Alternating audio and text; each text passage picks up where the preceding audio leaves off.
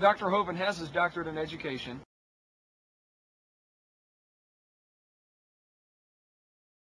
He's great at explaining scientific principles. He taught science for 15 years and is an expert on this subject. I was a high school science teacher for 15 years. Now, for the last 12 years, I've been traveling and speaking on creation, evolution, and dinosaurs. I like science. I taught it for 15 years. I even have a PhD in education. It stands for post-hole digger.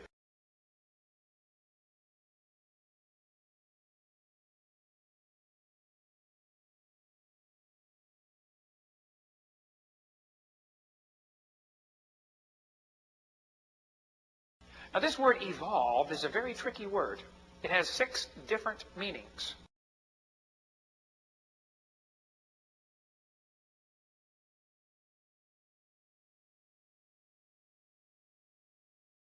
The first part of evolution would have to be cosmic evolution. That would be the Big Bang.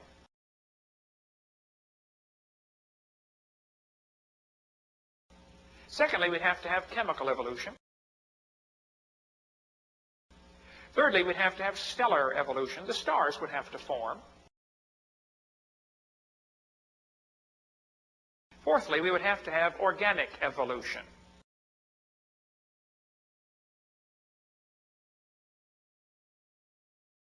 Fifthly, we would have to have macroevolution.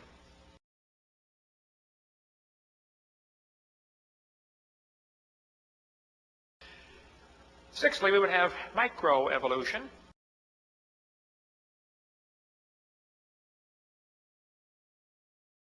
Now, this one happens a lot.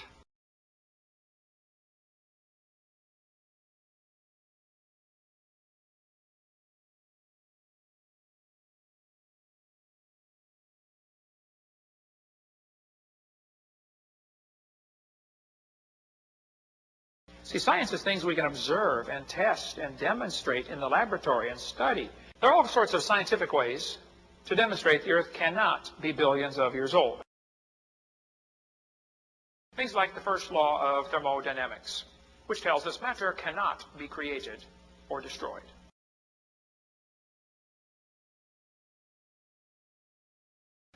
The second law of thermodynamics tells us everything tends toward disorder.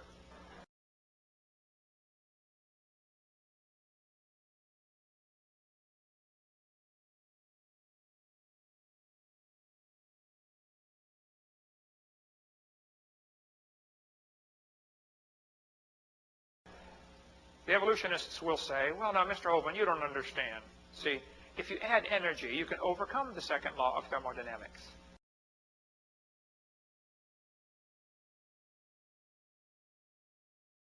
They'll say, the Earth receives energy from the sun, and therefore the second law doesn't apply because the Earth is an open system.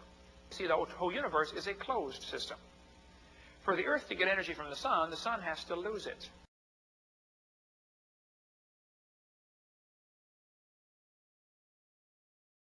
Secondly, adding energy is destructive unless there's a mechanism to utilize the energy. The sun does add energy to the Earth, I agree, but it's destructive. There's only one thing that can actually use the sun's energy, and that is chlorophyll. If it weren't for chlorophyll and plants, the sun's energy would make the Earth like the moon.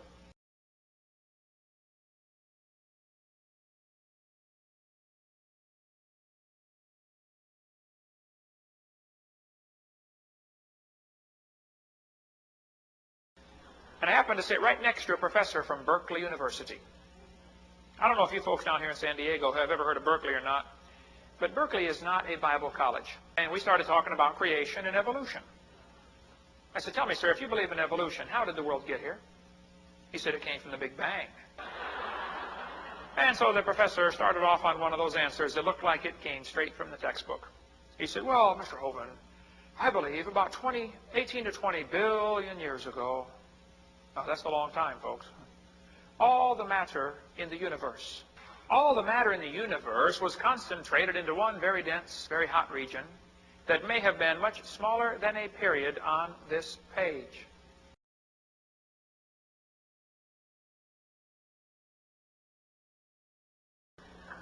I said, Professor, what happened to your dot? He said, well, all the dirt in the universe was drawn into this little tiny dot, and it was spinning. It spun real fast. That's what the textbooks teach. It spun faster and faster. And finally, one day, it exploded. Big bang.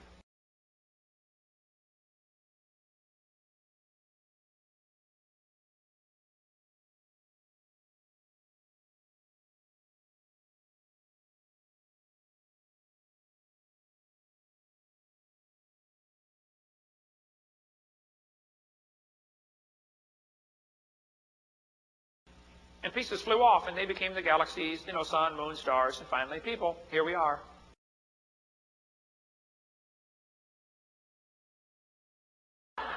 That's because of a law in physics known as the conservation of angular momentum.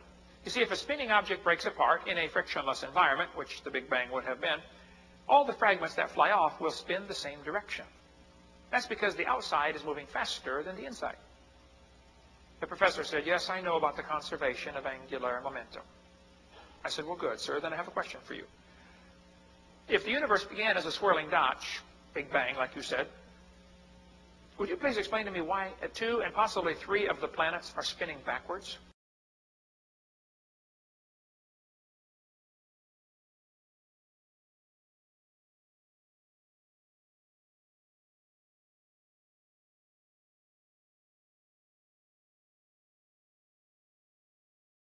The professor said he did not know where the matter came from. So I said, well, sir, could you tell me where the laws came from? Who runs the universe with these laws? Gravity, centrifugal force, inertia.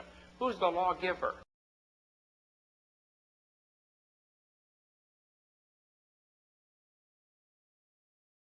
The Earth is turning. We are spinning around. The Earth's going about 1,000 miles an hour at the equator. 1,041.6 for you technical folks. But the Earth is slowing down. It used to be going faster.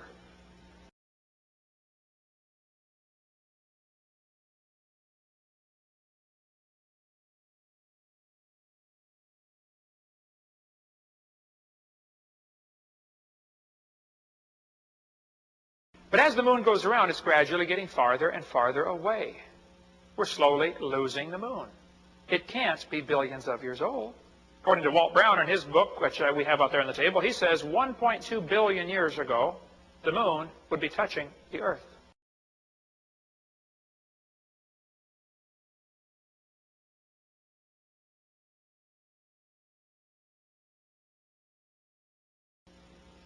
Comets are flying around through space, but comets are constantly losing material. But this scoffer said, Hovind, don't you know, in the 1950s, a Dutch astronomer named Jan Oort proposed that a shell of comets existed at the remote frontiers of our solar system. He said this Oort cloud, as he called it, is 50,000 astronomical units away. See, there's a problem with this. No one has ever seen the Oort cloud.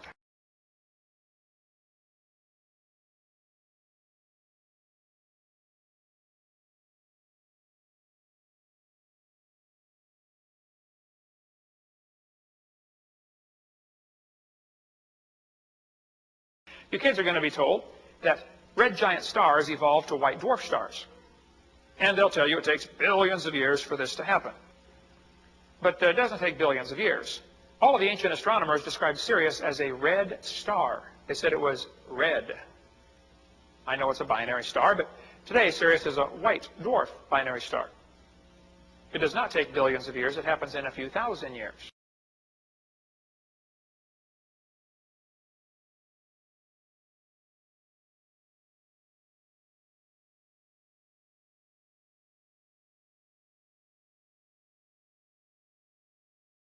Jupiter is cooling off rapidly.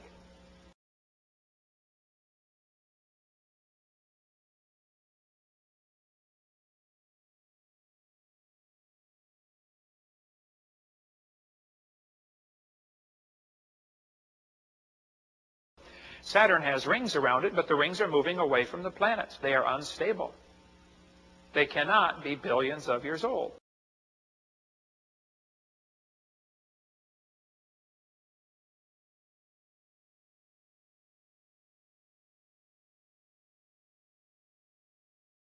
A couple of more thoughts here. The galaxies are spinning, but the stars in the middle are going faster than the stars at the outside. If they were billions of years old, the galaxies would have lost their spiral shape by now.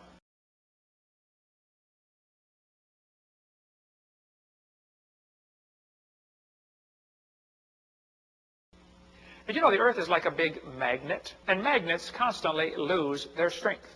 The Earth's magnet has lost 6% of its strength in the last 150 years. Well, the Earth's magnetic field is getting weaker, which means that it used to be stronger.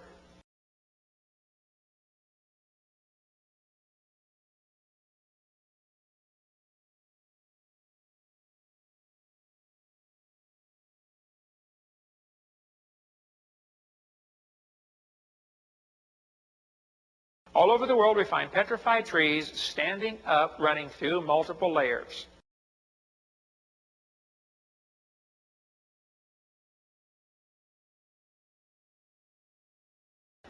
By the way, how many have ever gone into a cave and the guide said, don't touch the formations, they take millions of years to form? You ever heard that before? Yep.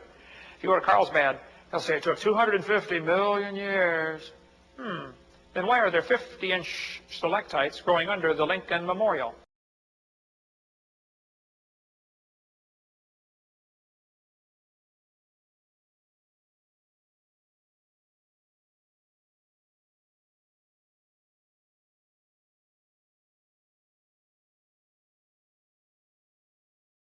Here's a picture of Niagara Falls. Notice what the textbook says. Boys and girls, the rocky ledge above Niagara Falls has been eroding for nearly 9,900 years. It's actually moving back 4.7 feet a year, according to the museum guide. I have a question.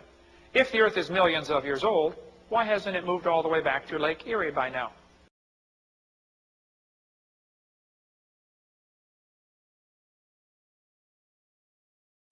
Sahara Desert has a prevailing wind pattern. The wind almost always blows the same way. Now this creates a problem because the hot air comes off the desert and kills the trees next door, and that area becomes desert. The process is called a desertification.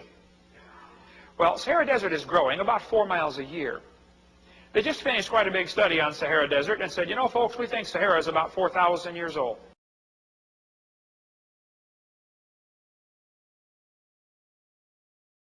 You know, when they drill into the ground, sometimes they hit oil. The oil's under incredible pressure down there, up to 20,000 pounds per square inch. Well, the rock can't handle that pressure. I mean, the oil pressure is way above the level of the surrounding, just the weight of the overlying rock.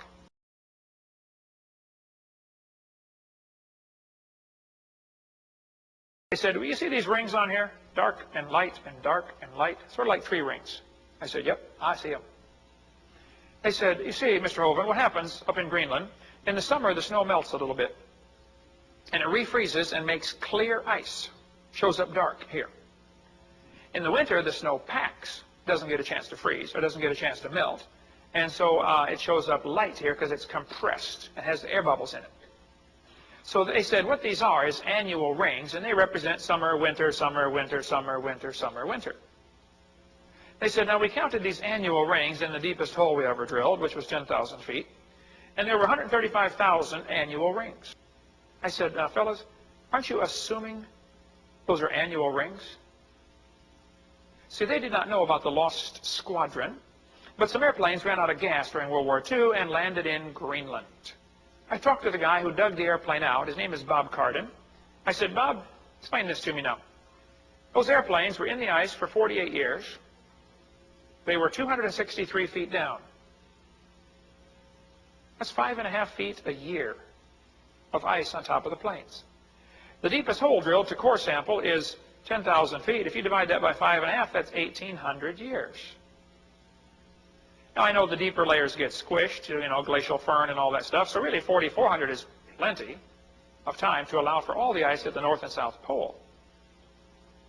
So I went and met Bob and said, Bob, explain this to me. What about these ice rings?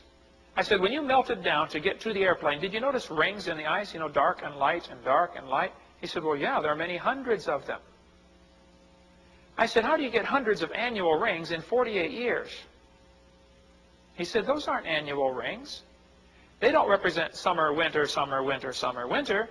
They represent warm, cold, warm, cold, warm, cold. And you can get 10 of those in 1 week up there in Greenland.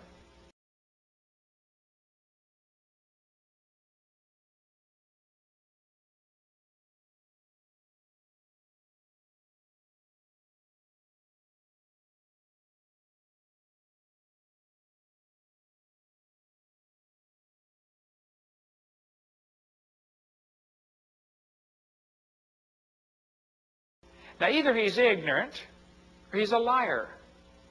I hope he's just ignorant, because ignorance can be fixed.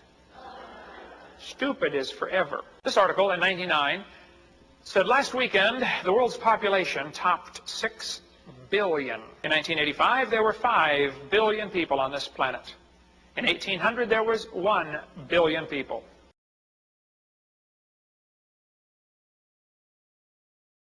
But the world is not overcrowded. Don't fall for that overcrowded propaganda that's in the textbooks these days. Did you know the entire world's population would fit inside Jacksonville, Florida? That city has 25 billion square feet.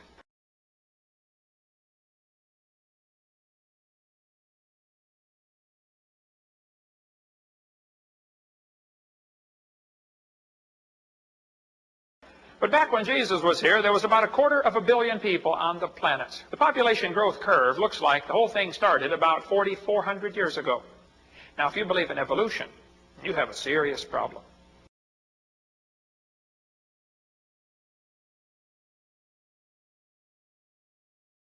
Because you think man has been here for 3 million years. You realize in 3 million years, the population would have grown. Right now, we would have 150,000 people per square inch.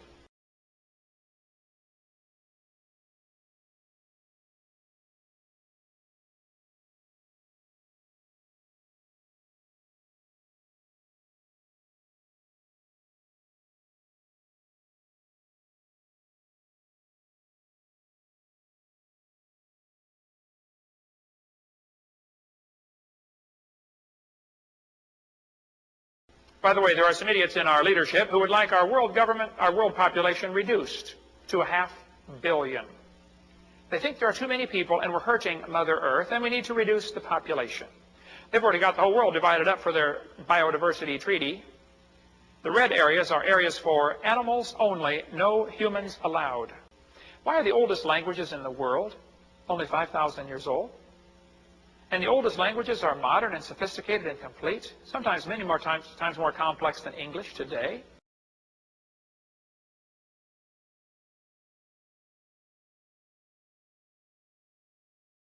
Most Americans think the earth is less than 10,000 years old and God made it.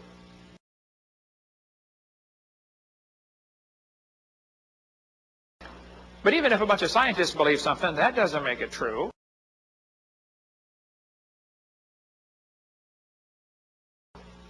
There was a time when the scientists thought the planets go around the Earth.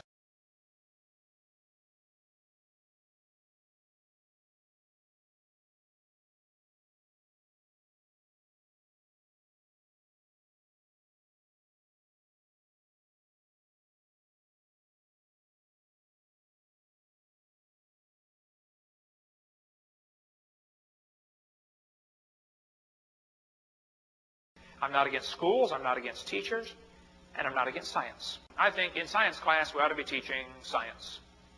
You know, things that we can observe and test and demonstrate. A lot of teachers don't seem to understand it is perfectly fine for you to teach creation science in a public school. There has never been a law against it. Supreme Court said in 1963, it is certainly, maybe said, the Bible is worthy of study for its historic and literary qualities. Nothing we said in talking about the decision says you can't teach the Bible. It's not against the First Amendment to teach the Bible in a public school.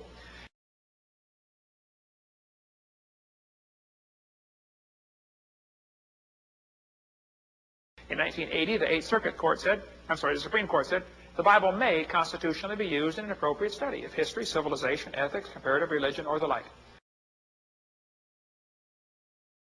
8th Circuit Court ruled 1980, you can use the Bible if it advances the student's knowledge and appreciation of our religious heritage. They've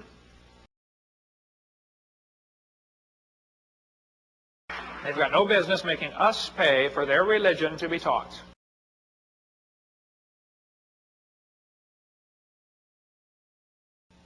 Well, if nobody created it, how did it get here? The devil knew this was going to be hard to get folks to believe, so he thought and he thought and he thought, and one day he came up with the Big Bang Theory. See, the Big Bang idea started with a guy named Latimer.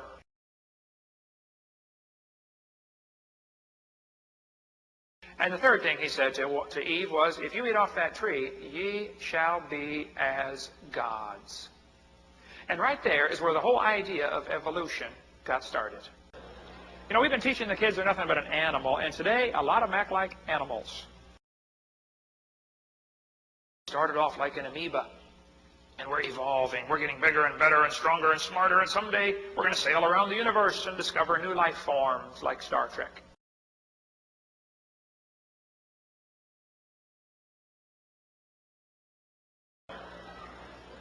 We tell them there's no such thing as right and wrong. There's no way to tell truth. Hey, if evolution is true, how do you tell right from wrong? If evolution is true, what is sin?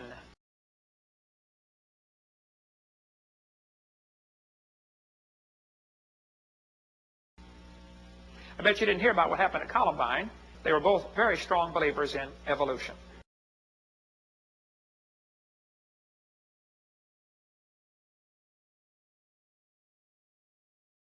Now think about it. If evolution is true, who am I?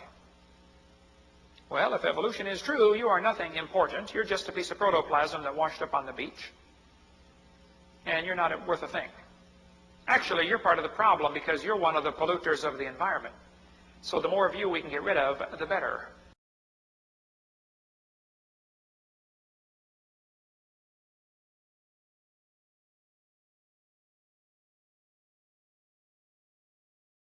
Where am I going when I die?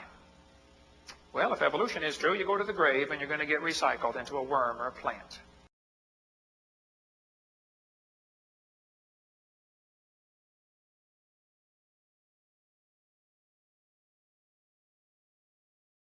Then in 1963, prayer was taken out of our school system. Anybody remember that with Madeleine Murray O'Hair? 1963 is when we saw a great rise in sexually transmitted diseases for kids 10 to 14 years of age.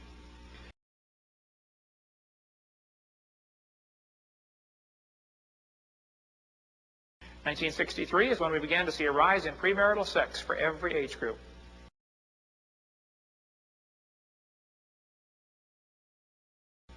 (1963) is when we saw a great rise in unwed birth rates for girls 10 to 14.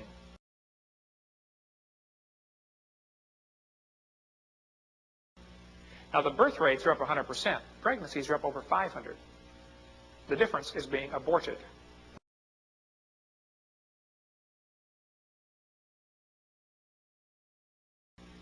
Right now, 1/3 of all the kids born in the hospitals are to a couple that's not married.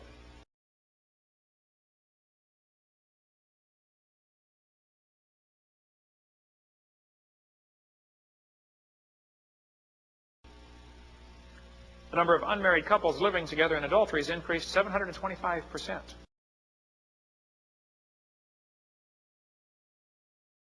Divorce rates, yeah, there we go. Divorce rates have increased radically since 1963.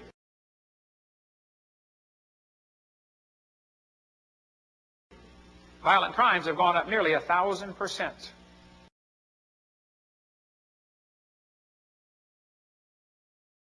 SAT scores have dropped off radically since 1963.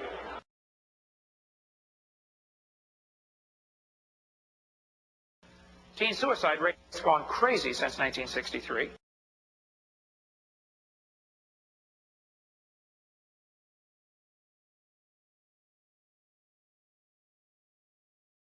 Now, kids, listen.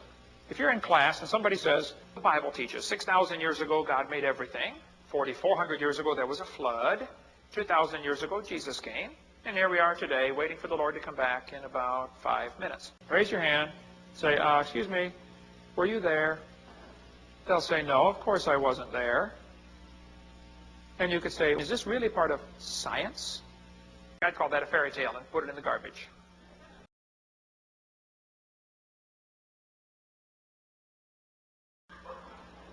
Just not sure what to say about that.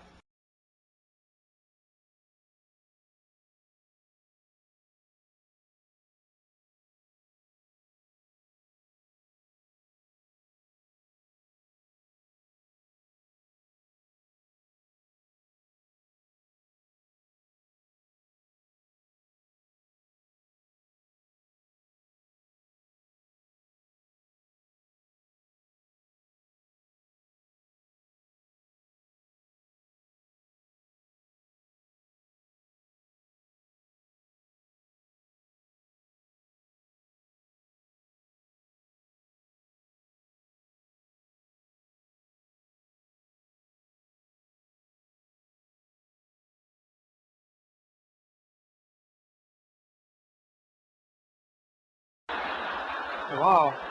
I never thought of that, Brother Hovind.